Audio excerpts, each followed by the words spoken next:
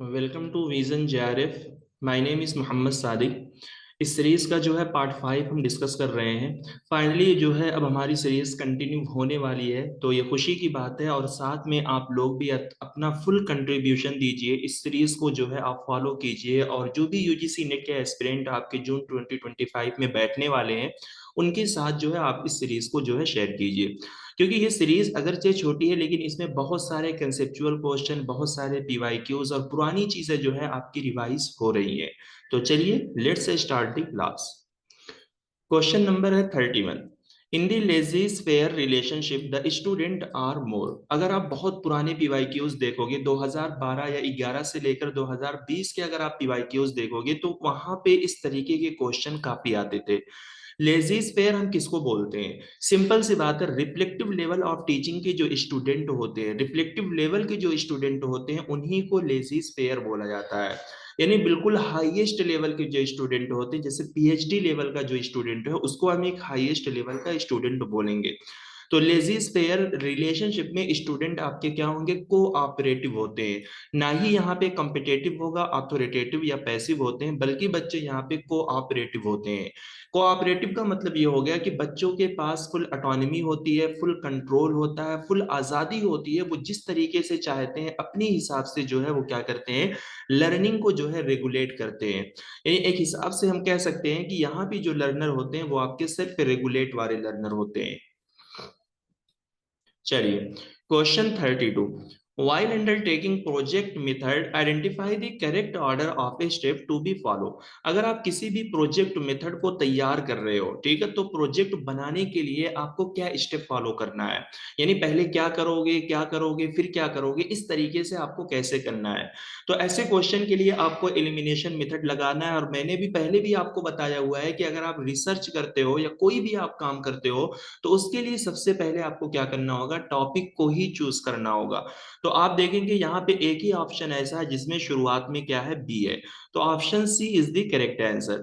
यहाँ पे क्या है, सबसे पहले आप टॉपिक का आइडेंटिफाई करोगे, यानी टॉपिक को चूज करोगे। फिर उसके बाद जो है उस टॉपिक से रिलेटेड स्टडी करने के लिए आप प्लान बनाओगे कि हमें कैसे स्टडी करनी है, ठीक है। फिर उससे रिलेटेड आप डेटा का कलेक्शन करोगे। फिर डेटा का एनालिसिस करने के बाद आप इवेल्युएशन करते हो, यानी फाइनल जो है आप रिजल्ट निकाल देते हो, कंक्लूड करते हो। चलिए, question number 33। A self regulated learner will have. ये काफी पुराने पीवाईक्यूज है, लेकिन अब आपसे लेटेस्ट क्वेश्चन में, यानी ये 2025 के अंदर जो है 2024 जो आपका दिसंबर का एग्जाम हुआ था, उसमें इस तरीके के क्वेश्चन आ रहे हैं। तो सेल्फ रेगुलेटेड लर्नर ऐसे लर्नर को बोलेंगे जो खुद से अपनी लर्निंग को मैनेज करता है, जो खुद से अपने लर्निंग टास्क, लर्निंग स्ट्रेटेजी को क्या करता है, मैनेज करता है, खुद से अपनी लर्निंग का सारा काम करता है। तो आप देखोगे इसमें कौन सा ऐसा ऑप्शन है जो सेल्फ रेगुलेट लर्नर के बारे में बात करेगा। तो आपको दिखेगा ऑप्शन 4। देखिए, नॉलेज अबाउट सेल्फ, ठीक है, जिसको खुद के बारे में नॉलेज होती है, सब्जेक्ट के बारे में, कोई टास्क, अगर जिम्मेदारी, कोई भी होमवर्क को दे दिया जाए, लर्निंग स्ट्रेटेजी, इन सारी चीजों के बारे में ये जो लर्नर होते हैं वो खुद से सारा काम करते हैं, यहाँ पर टीचर की हेल्प की जरूरत नहीं लेते। चलिए, question 34। Which of the following should a teacher focus on in the classroom. तो फॉलोइंग में से कौन सी ऐसा ऑप्शन है जो एक टीचर को फोकस करना चाहिए क्लासरूम के अंदर, यानी एक टीचर को क्लासरूम में किस चीज पर फोकस करना चाहिए? क्या टीचर वन वे कम्युनिकेशन करेगा? तो ये बिल्कुल गलत है, क्योंकि आपको मालूम है कि क्लासरूम का जो कम्युनिकेशन होता है वो आपका ग्रुप कम्युनिकेशन होता है। और ग्रुप कम्युनिकेशन कभी भी वन वे नहीं होता, हमेशा वो two way, three way, four way, इस तरीके से कम्युनिकेशन होता है। हाँ, टीचर इंटर कल्चरल हार्मनी बनाए, स्टूडेंट को फीडबैक दे और एक अकोमोडेटिंग इन्वायरमेंट क्रिएट करे। ठीक है, एडवाइस देने से अगर टीचर जो है अवॉइड करेगा, बचेगा इस चीज से, तो कभी भी क्लासरूम जो है अच्छा, इनर्जेटिक या फुल पार्टिसिपेशन वाला नहीं बन सकता है। हाँ, टीचर फीडबैक देगा। इंटर कल्चरल का मतलब क्या होता है कि दो कल्चर के अगर स्टूडेंट बैठे, एग्जाम्पल के तौर पे एक आसाम का बच्चा है, एक बिहार का है, एक कश्मीर का है, एक बंगाल का है, तो ये चार स्टेट है और सबका कल्चर जो है अलग है। तो इन कल्चर वाले स्टूडेंट के दरमियान टीचर को एक हार्मनी क्रिएट करनी चाहिए, यानी दोनों के दरमियान एक अच्छा गुड रिलेशनशिप बनाना चाहिए, ताकि डिफरेंट कल्चर के लोग जो है आपस में मिलजुल कर एक दूसरे से बात कर सकें और सीख सकें। स्टूडेंट को टीचर फीडबैक दे, साथ में ऐसा इन्वायरमेंट क्रिएट करे जहां पर बच्चों को सारी सहूलतें मिल सके, हर तरीके की जो है आसानियां उनके लिए वहां पे हो सके। ठीक। लिस्ट वन को लिस्ट टू से मैच करना है। तो इसमें है teacher, learner, learning materials and instructional facilities.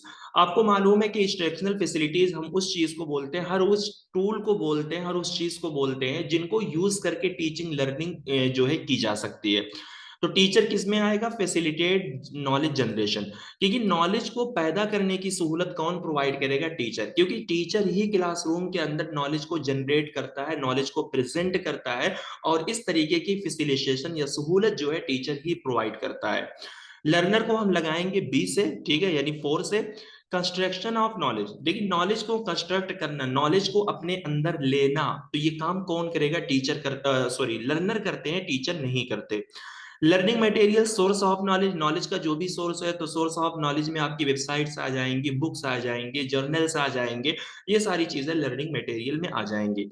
Jin tool का यूज करके, ठीक है, हम नॉलेज को जनरेट करते हैं, ठीक है, तो उसको हम बोलेंगे सपोर्ट। नॉलेज जनरेशन के लिए जो सपोर्ट यूज किया जाता है, जैसे एग्जांपल के तौर पे मैं अभी आपको नॉलेज जनरेट कर रहा हूँ, आपको पढ़ा रहा हूँ, तो उसके लिए मैंने कौन सा टूल यूज किया है? मैंने लैपटॉप को यूज किया है, डिजिटाइजर पेन को यूज किया है, जिससे मैं आपके सामने स्क्रीन पर इशारा कर रहा हूं। तो ये सारी चीजें क्या है? इंस्ट्रक्शनल फैसिलिटीज का पार्ट बनेगी।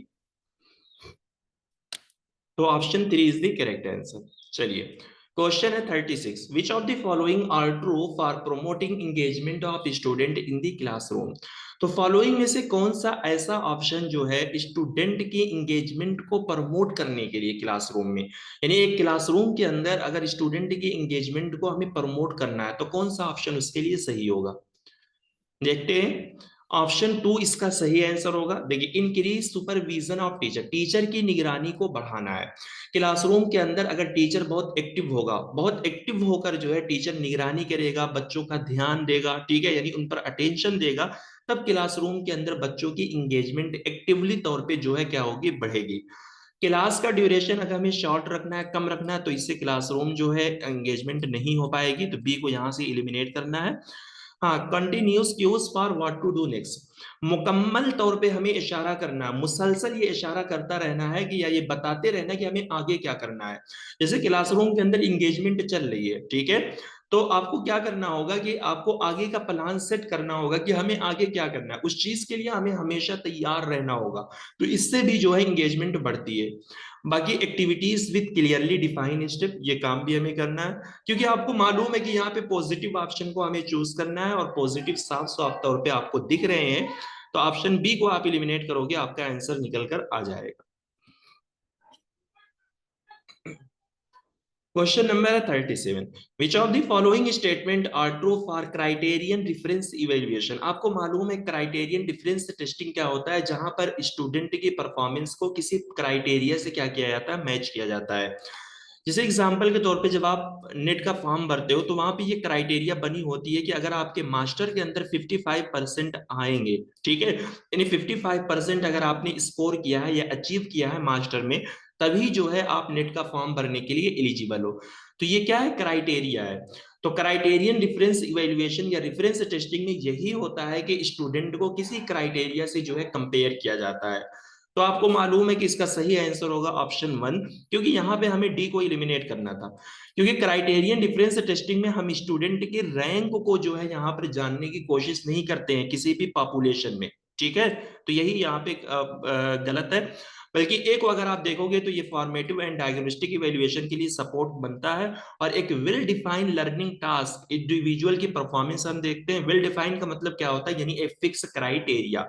एग्जामिनी का मतलब हो गया स्टूडेंट, यहाँ पे एक स्पेसिफिक डोमेन पे फोकस किया जाता है ताकि स्टूडेंट के बिहेवियर को चेक किया जा सके। और यहाँ पे भी इंडिविजुअल के स्टेटस को हम देखते हैं डिफाइन अचीवमेंट। देखिए सब में वर्ड यहाँ पे यूज किया गया डिफाइन, डिफाइन, डिफाइन, डिफाइन। तो इसका मतलब ये हो गया यानी एक फिक्स क्राइटेरिया, एक फिक्स स्टैंडर्ड। क्वेश्चन नंबर है 38। For creating mind map to brainstorm ideas during a classroom, कह रहे हैं कि अगर एक क्लासरूम के दौरान या एक क्लासरूम में जो है आपके माइंड में आइडियाज के तूफान आ रहे हैं, यानी भर भर के जो है आपके माइंड में आइडियाज आ रहे हैं और उसके लिए आप एक माइंड मैप बनाना चाहते हो, तो कौन सा टूल जो है इस पर्पस के लिए सुइटेबल होगा। तो आपको मालूम है ये डिट्टो पीवाईक्यूज का क्वेश्चन है। 2023 में भी ये क्वेश्चन आया, आपके जून 2024 के अंदर भी ये क्वेश्चन आया हुआ है। तो सेम वही क्वेश्चन है, इसके अंदर कुछ भी चूज इन्होंने नहीं किया है, कुछ भी इन्होंने यहाँ पर मतलब इसके अंदर तब्दीली नहीं लाई है। तो A B C D and E सारे ऑप्शन बिल्कुल सही है। माइंड मेस्टर है, माइंडोमो है, कोगल है, मीरो है, पॉपलेट, ये सारे ऐसे टूल हैं जिनको यूज करके आप एक माइंड मैप जो है क्रिएट कर सकते हो। चलिए, लिस्ट वन को आपको क्या करना है, लिस्ट टू से मैच करना है। लर्निंग डाइवर्सिटी, लर्निंग डाइवर्सिटी हम किसको बोलते हैं, जैसे मैं कहूँ कि मेरे क्लासरूम के अंदर जो है मुख्तलिफ कल्चर के लोग पढ़ते हैं, यानी पूरी दुनिया के लोग पढ़ते हैं, या हम कह सकते हैं पूरे इंडिया के अंदर जितने स्टेट है सारे, जहां सारे स्टेट से बच्चे पढ़ते हैं, तो ये बात हम कह सकते हैं कि हमारे यहाँ लर्निंग डाइवर्सिटी यानी मुख्तलिफ कल्चर के लोग पढ़ रहे हैं, और हमारी टीचिंग लर्निंग स्ट्रेटेजी जो है वो काफी रिस्पॉन्सिव है, यानी सारे कल्चर के बच्चों को हम टैग कर पा रहे हैं, सबको जो है हम पढ़ा पा रहे हैं, सबको जो है हम चीजें समझा पा रहे हैं।